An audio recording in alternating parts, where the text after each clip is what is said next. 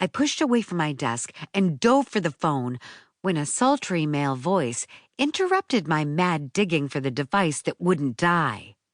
"Sorry about that," the voice said. "I'm new to this." I froze. I was, most definitely, not alone. Fear seized my chest, but I couldn't help but look in the direction the voice had come from, and my heart pummeled my chest, threatening to burst right through my sternum. A man stood in my office. He was the exhilarating kind of good-looking, the kind that a single glance would do me in if I looked too long. His ice-blue eyes pierced like sunlight on snow. His idyllic features and a strong jaw, masked by the smallest amount of stubble, were enough to steal all the moisture from my mouth and make it pool in my palms and under my bra instead.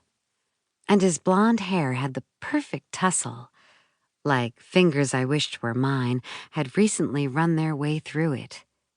He wore jeans and a nondescript white t-shirt, and he tucked 2 fingers into his pocket and gestured to my bag. "Didn't mean for that to happen. Must have gone off when I came in." My admiration gave way to panic, as it should have done from the start. "Get out!" I shrieked. "Now, or I'll call the police!" Hot guys were the worst kind of criminals, hoodwinking their victims with their charm and giving off the impression they were angelic just because their exterior was pretty and off-balancing. I wouldn't be hoodwinked or off-balanced, unbalanced, however you say it. I wasn't going to sit here and be mugged, molested, or worse. I scrambled for a weapon of some kind, smashing into the side button of my phone with ferocity and kicking myself for shutting the dumb thing off in the first place. Wake up! Wake up, you useless square of metal! This was getting me nowhere. In a frenzy, I reached for the closest object I could use as a weapon. The new USB hub I'd purchased but hadn't yet put to use fit perfectly in my palm. It'd have to do. As I brandished the 4-port hub in his direction, its short cord dropped limply toward my potential attacker, like a warrior who'd given up the fight. A smile twitched on the man's lips. Chagrined, I flung the port aside and tried again, my panic rising. Lip gloss was out. A pencil could do some damage if I needed it to. Where was my pepper spray? "I'm not going to hurt you," he said as if reading my mind. True enough, he hadn't so much as reached for me during my failed attempts to arm myself.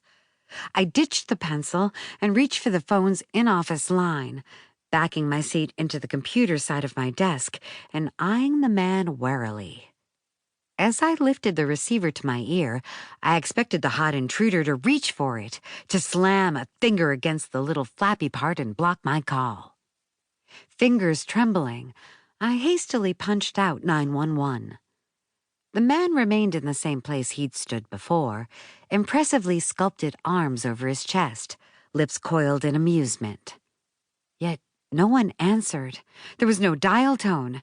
Had he cut the phone lines? I shot a fearful glance to my office door. "Who are you, and how did you get in here?